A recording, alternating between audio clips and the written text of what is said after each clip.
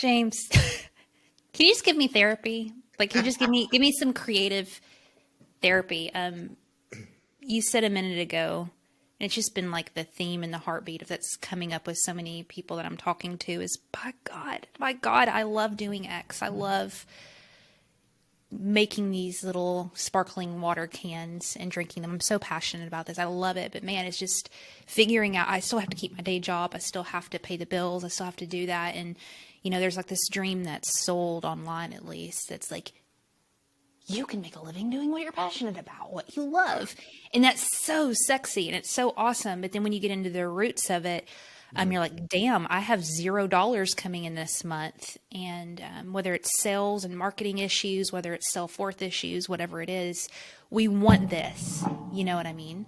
Yeah. But the road to getting there is so freaking crazy. And I know you have worked with so many artists, designers specifically, but your message is universal. That your work is a gift, right? So big intro, big thing to this. Fill all of our life's problems in 30 minutes, James. But just starting us off, I remember that you said in our last conversation, which we'll link down in the show notes, I'm good at like telling the world that I'm good at what I do. I'm good at that. That comes easy for me. And I'm so envious of that, James. Why are the rest of us not like that? The rest of us aren't because it's not taught in us. It's not condoned. It's not taught. It's not looked well upon. You know, I have great mentors around me. I have a new creative partner who has an amazing. I mean, the blinders are off. Her peripheral vision is wide. She really helps me see. And then I've got my two tiny little gurus who are my kids. And they have this gift, this thing that they were born with, that I want to shut down because I'm a parent and I don't want disruption. I want order. I want like, okay, we're doing this now. We're eating dinner now. Then we're going to do this, right? Mm-hmm. And they have this wonderful gift that I have to keep reminding myself. And it's what we were all born with. They allow themselves to do this. They allow themselves to go like this. Hey, Dad, look at me. Look what I can do. And whether it's, shooting peas off a spoon or drawing or something you brought home from school, they want to be seen, they want to be heard, and they want to be loved. And that's all we all want. We want to be seen, we want to be heard, we want to be loved. My movement now, my mission now, is to help people make a living doing what they love and get paid for it. But, like you just said, in order to do that, you have to be able to say, hey, look at me. Look what I can do. And it's really hard for us. Because as a parent, I want to shut it down. Schools want to shut it down, Yeah. That's where we come from. Let me push on that a little bit because one thing that I've been hearing a lot of people say that I've interviewed is like, if you're good at what you do, like the doors are going to be knocking, like people are going to be coming to you. I've heard that over and over again. And so I've been wrestling with this thing because the doors don't knock on mine like all the time. And so I'm thinking, do I suck? Do I need to go back to my craft and get better so people will notice me? And I know that there's probably a beautiful medium between all of that, between getting better and then also to, hey, look at what I made. How do you reconcile those two worlds? Yeah. I learned years ago, I think when I was just getting out of getting out of college, when I was just dropping out of college, there's the old adage that, if you build a better mousetrap, the world will beat a path to your door. But not if they don't fucking know that you've built a better mousetrap. You have to tell somebody. You have to share that excitement. And that's the way we do it, is we share excitement. We don't share that we've built a better mousetrap. We share the excitement. We share the story. We share the process. We're going through probably some growth pains like you, where we've had to realize that not all of our newsletters are going to get written. Our unsubscribe rate is high. Not all of our Instagram posts hit. It's just like, but we don't care. We still have to go, hey, look at me. Yeah. Look what I can do. Yeah. And what we're saying is, look what I can do for you. I just want to. I've had, and I'm having a flexible, fun, enjoyable, creative career, and I also know because of the path I've chosen and the choices I've made, I know how difficult that is. Yeah. It's not just that people are going to beat a path to your door. You have to Yeah. constantly stand there and say, "Hey, look at me. Look what I Yeah. can do." Yeah. And And I know that I'm really good at what I do. And I was just writing about it this morning. You can't focus on the unsubscribe. You can't focus on the critics or the haters because they're just clearly not your audience. yeah. And there are the other people out there who really love what you're doing. And they're, quite frankly, I tell even noobs, even people who like say, "Hey James, I'm just starting out. What do I do?" I'm like, "Hey, you have to know in your heart that there's an audience out there for you. They don't know it yet. And you don't know it yet, but you just have to go out there and keep saying hi. Yeah. Keep showing your work." Yeah. Yeah. I have believed this fear for a long time, and I'm starting to recognize it in myself of like it's a BS story. And I've always thought it was like my strength, and I'm like, that's not a strength, girl. That is a flat out weakness. And you've been trying to tell yourself it's a strength, and that is that I want to be so humble and loving with people, and so about other humans that I'm not self-promoting, and that's just not my lane because that's gross and that's this and that's that. And really, it's just been me afraid of asking, and it's interesting in this course, Be Born Creative. One of the bullet points that you put on here is you will become, going through the course, you'll become more comfortable asking for more from yourself, your work, and your audience. And after I read that, I was like, shit, I gotta ask people for things. I don't know what it is about that, but talk to me a little bit about like the philosophy behind it, because I know you care about people. Man, Oh, it's not that you're an asshole asking. You just yeah. have to. Yeah. Yeah, I mean, a lot of it comes from our own disbelief, our own self-worth. So here's a funny little, just a quick little background story of that. Like my very first memory, and it had to be when I was 4 because we had lived in this house for just a short time. But it was the back porch of a New Mexico military housing. So it was just cement, but it was this beautiful pool of melted crayons. So there's just this melange of color, right?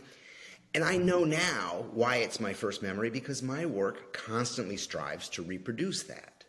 That was striking to me at the time. I also had a faint memory, and I checked it with my mom. I also had a faint memory that I was like, how did I have this memory if I was 4? So I called my mom and I said, "Do you remember this?" And she said, "Oh yeah, I remember that." And I failed to ask her why she remembered it. And I believe that why she remembered it, and partially why I remember it so strongly as well, is because there were strong emotions attached to that. Meaning, this is not our porch. Who's going to clean that up? Right? That kind of thing. So that makes it hard for us. This thing that we just find that comes so easy to us. Yeah. Really, Heather, it's very easy for you to be Heather if you can just allow yourself. Yeah. It's very easy for me to be James if I can just, and get paid for it, if I can just allow myself. But we have these preconditioned things that say we're not worthy, they're not interested, what happens? It's all the what ifs. Right. And yeah, the what ifs are these lies that we put in place. It's exactly what you said. They're lies that we put in place. Yeah. But those lies start hemming us in, and they create our life. Yep. Yeah. I know you said earlier, I wanted to circle back to, you said it's, easy when you're sharing your excitement about something. And what popped in my head was like, well, damn, sometimes I don't feel excited about what I'm doing because, back to, something else you have here about putting yourself into your work. I dismiss that self part of it, and you're like, oh, it's just, it's just photos. It's just Yeah. this, whatever that I made. I think getting excited again about that personalization, that part of you that's in it, it's easily dismissible. And again, it sucks so bad, James, because I wish I could just ask a question that I know is not going to come back to my own confidence issues and my own self-worth. But I mean, really, that's the heartbeat of what you're talking about here, right? But that's how That's it all. that's all of us. That's Yeah. all of us. We don't Yeah. see the world the way it is. We see the world the way we are. It's an is nin. We see the world the way we are, and that idea that it's for me, let's say it's just my handwriting. I will poo-poo that. I'm like, oh, really? People want that, really? Because it's so easy. I mean, there's two reasons, right? There's two reasons. One is because it's easy to us. Because it's just something innate. It's something that just comes natural to us. So, yes, I just take these photographs. Oh, I just have this ability to look at someone and like redress them and make them, Yeah. just this silly thing, right? This silly fucking superpower. Oops, right? And the second part is that it's too hard. Because that now once we understand that and once we want to share that, then we have to put it out into the world and someone may not like it or we don't know how to charge for it or, all these kind of, all the what ifs. And it's really funny. If you could get away, if you could just have a lobotomy on the thinking part, and just have the doing part, you'd be brilliant. Right. But, but here's the funny thing. The saving grace of all this, Heather, is that you can make a living doing anything. Anything. I've seen it. And I use this guy as an example all the time, and I don't like using him as an example because I hate his work. But who the hell am I to judge, right? So his name is, he goes by Mr. Doodle. And he's literally a black pen, a big, thick black pen, and he just like doodles on everything. It's just black and white. And it's just a big scribble that gets, covers everything. He is the 5th highest paid living artist in the world right now. You can make a living doing anything. Mr. Doodle makes a great living. Yeah. You just have to be able to share it. You just have to be able to put it out in the world. And you just have to be able to believe it. And that's hard for a lot of us. One thing you talk about too is, sometimes the freelance work we're doing or whatever, you're handed a project, right? So I'm not a designer, so I'm going to use another example, like for photographer. I was a photographer for years. And so I want my beautiful family portraits in front of the Christmas tree, just like I saw on Pinterest, because my Aunt Margaret had it and I wanted to duplicate her photo just like that. And you're a photographer and you're great. Can you duplicate this photo exactly? Yeah. So many projects that come on our desk, and this is how we make our money. But you talk about putting your own self into it so you have meaning and trusting your gut with your own spin to the project that was given to you. How the world do we approach that? Yeah, I mean, for something like, well, for your example, it may be difficult because, your audience they have something they want to see. And I have a lot of people who I work with coaching and trying to help and guide and and that was this course, the Born Creative thing, is to kind of help people without having because I can't have a one-on-one with everybody. But a lot of people are like, hey, they talk about their job. Hey, I'm not appreciated at my job. They won't let me do this, or they won't let me, I'm creative. And I say, wait, no, hang on. That's not your job. You're in the wrong place. You're like me. You're a racehorse. You want to change the world, but what your job wants to do is put an apple cart behind you. Word. Right? Yeah. So you got to find your job. That's the thing. A lot of us like we, and especially I know that to use the design metaphor or design field, it's kind of taught to us like that.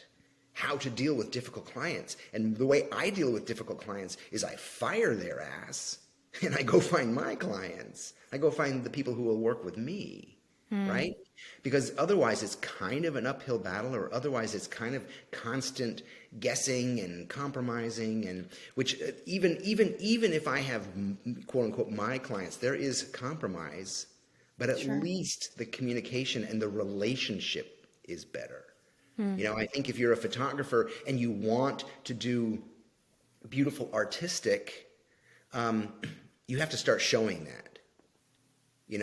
And if the woman comes and she wants that level of perfection, you have to have that conversation up front. Yeah. And if they're not interested, then they're not your client, and you walk Yeah. away. Yeah. But start showing what you do want to do, so you're not attracting that. Yeah. Yeah, there's so much scarcity too. I feel like with the creative side of things, because you told me to fire a client, and finding clients is fun, right? So you're like, oh, just fire them if you don't, if it doesn't work out. I'm sure that comes up a lot with the creatives that you work with. Yeah. Is choosing the work that you do. God, if you could just bottle up Victore confidence, there's so much confidence in that, man. You could like sell out on that stuff because, again, it has to go back to your self-worth and Yeah. being confident. I'll find somebody else to fill that spot. Yes, or the firing can be a metaphor, meaning. And I tell people if they have a job and they can't walk away from it, I'm like, no, I'm not asking you to quit your job, but I'm asking you to minimize the importance of that job to your soul. Meaning, go in, understand what it takes to get it done, attach no emotion to it, get it done, and if you can then wake up an hour early or add an hour in your evening and start using that fire to fuel this. I just got a message from LinkedIn from some guy who's like his last six years has been just trying to build onto something better, and he's like full of fire and piss and vinegar, and he's so excited, and it's basically a new position, a new career, but he also feels that the sky's the limit, which is amazing. Yeah. And he attributed it to this idea of your work is a gift. Tell me more about that. It's a perspective shift. Most everything is a perspective shift, an attitude change.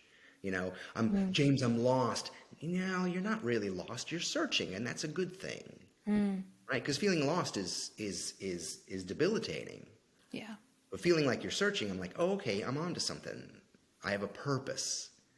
So your work as a gift is an attitude shift, is a perspective shift, and it means when you understand that your work is a gift, when you understand that your creativity. And not even, I say an artist is anyone who loves what they do, right? You can be a bus driver and be an artist, and you can change I know, and I've seen it, and I've felt it. You can change people's lives on a daily basis, on an hourly basis, as a bus driver, by not just driving from point to point to point to point, but by smiling, by being kind, by being involved with your client, your customer. Yeah. Because we don't get that. We Yeah. don't get that. Yes, the creativity is a rarity because of that. So when you understand that your work is a gift, not that you necessarily just give it away for free, Right. but what you give is of yourself.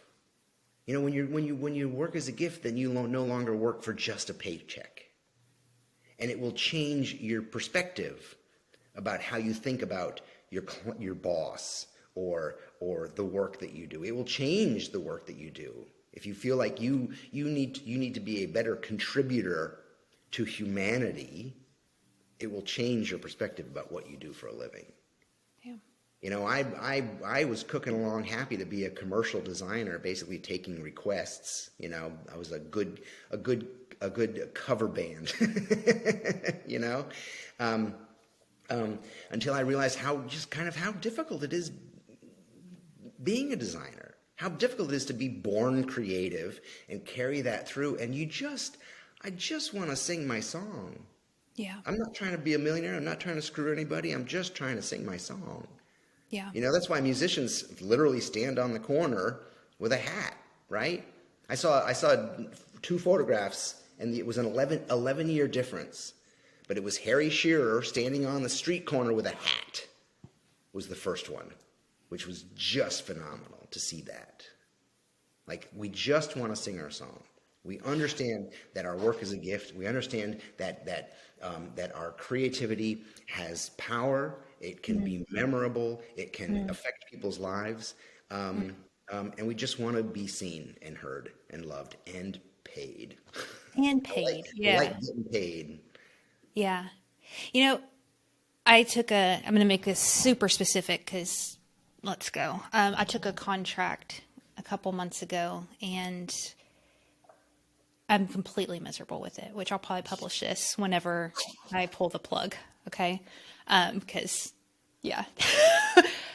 And I was tossing and turning last night and I was thinking, God, Heather, what is freaking wrong with you? Like, this is a good opportunity. It's solid work, good experience. It's set X amount of dollars.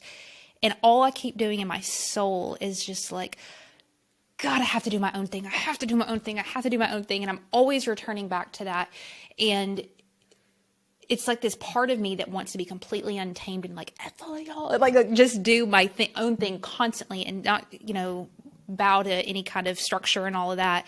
But then there's this other part of me that's like, maybe you just need some therapy, girl, because you quit things constantly. I'm just constantly, if it doesn't feel right, I'm quitting it and I'm starting something new and I'm always just doing new projects. And I love that about myself. And then also too, I'm like, damn, like what the hell is wrong with you? And so I guess, that's a, oversimplified way of asking or overcomplicated way of asking, I love that you talk about being untamed and wild and not settling and stuff, but there's this part of me that sometimes just wonders if the problem's me,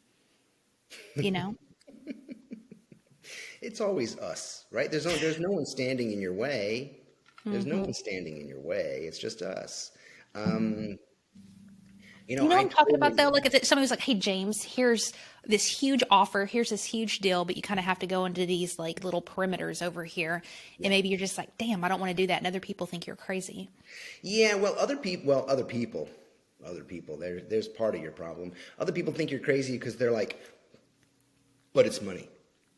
But it's money. What are you crazy? And I've got that in the back of my head. It's my dad in there. Yeah. But that's a job. You don't have a you don't have a job. Like, Right. And the reason you have that battle inside is it's because I'm not telling you what to do, baby. You got No, your we're just, thing. we're just, But we battle ourselves. We fight ourselves. We take things. I've had in the last year. I've had not that many. Actually, maybe just one commercial gig yeah. that didn't go well at all. Didn't go well at all. And I know the reason it didn't go well is because I shouldn't have taken it in the first place. And the reason, Heather, the reason I did take it, money. Money. I took it because of money. So I just, from that moment on, when I said yes on, I just battled myself. Yeah. And I created what I thought, I thought it was good work. And I'm like, hey, if you're going to work with me, this is how I work. And, I give people the, what I failed to do this time was to send the sheet in advance that says, this is how you work with James. Yeah. Like, I don't want to surprise anybody. I don't want to play the diva. Yeah. But I like to do things a certain way. I'm not going to give you 3 or 4 different choices. You hired me because I'm good at editing that process. Right. You hired me to make a decision for you, right?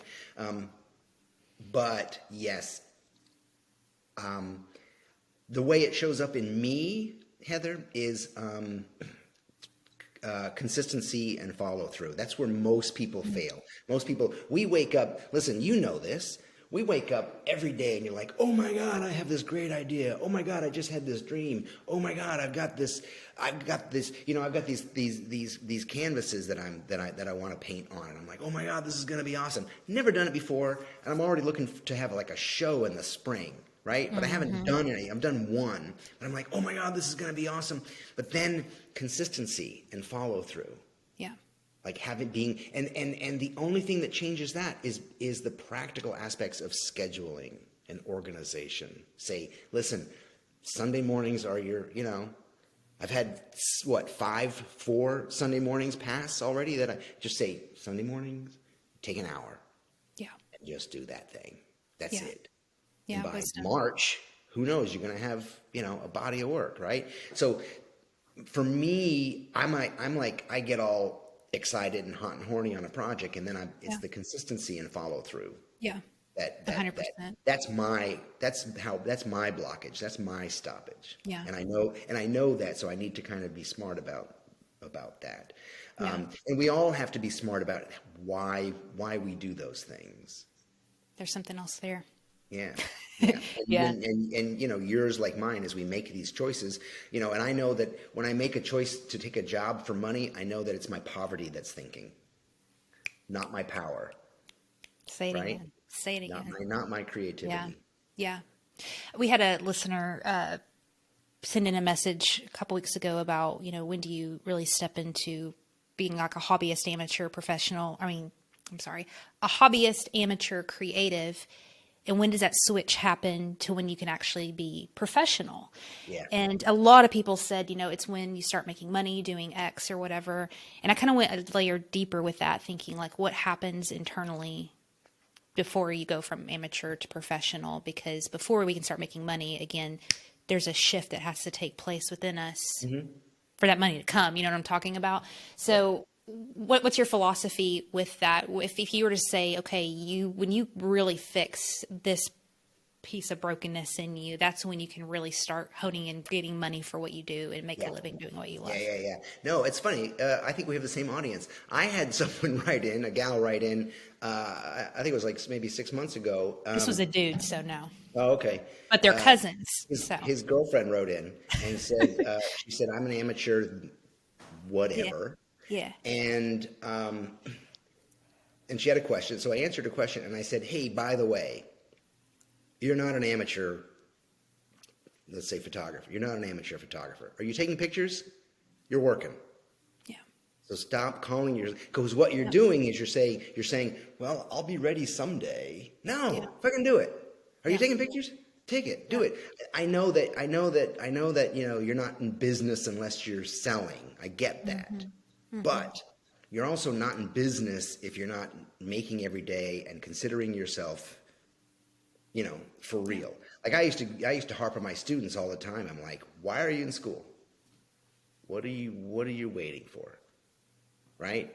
We're not telling, in school, they don't tell you like, okay, they don't tell you about setting up shop or marketing or, selling your work or how to deal with the bank or any, like you got to learn, you've got to go out and learn that after,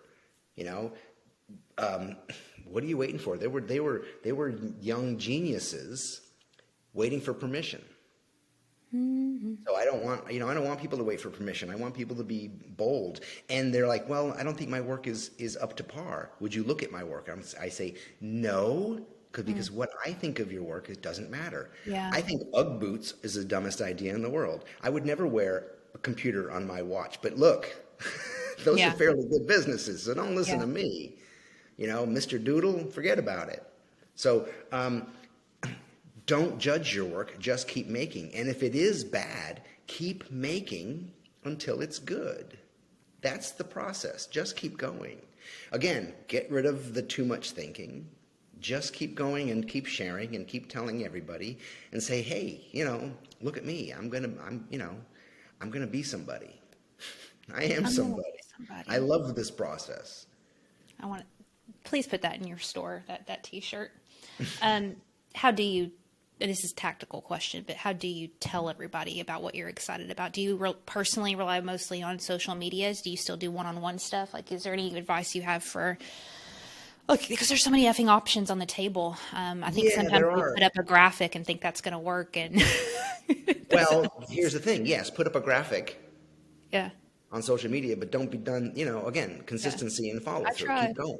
Keep Right. going. I mean, I don't know how. Shit, so my first solo exhibition, the first exhibition of my work was before the internet, and it was in a gallery, a sizable gallery in Japan. How the fuck did that happen without social media? Yeah. How did they see my work? How did I get it? How did people show up? How did Martin Luther King get that audience on the green before social media? So there are lots of ways.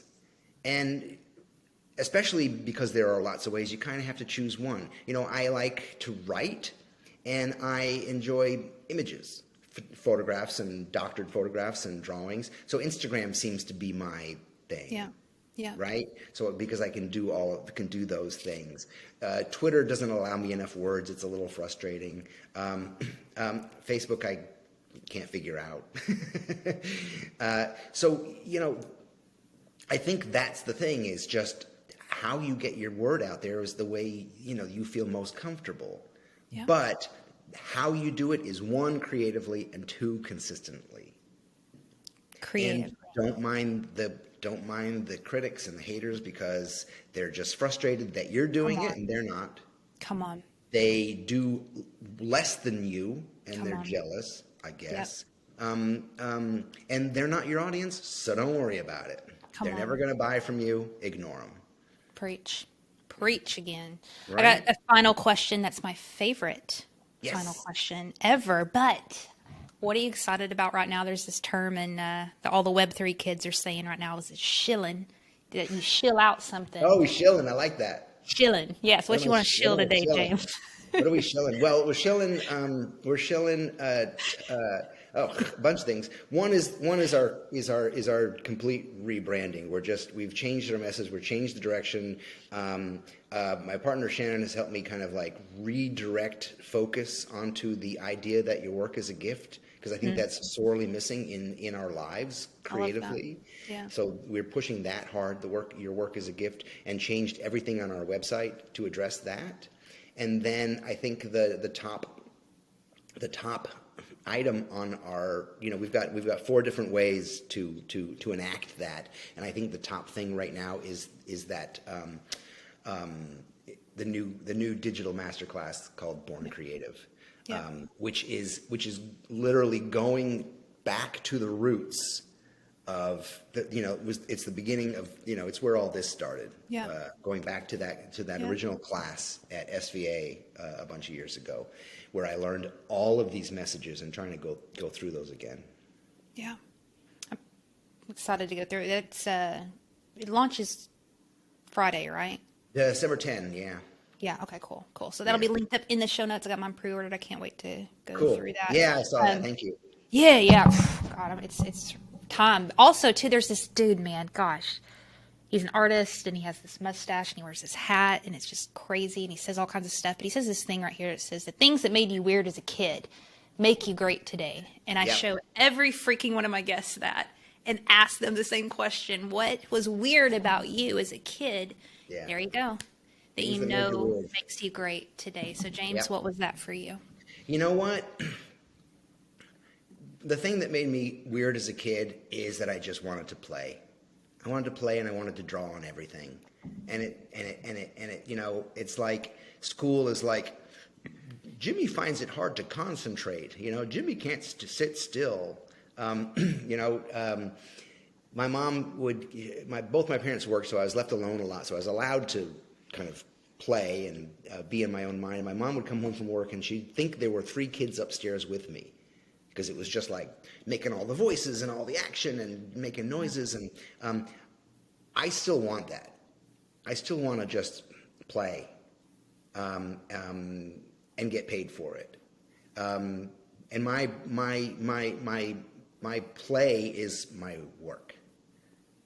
And I need to allow myself to do that. Yeah, and you do.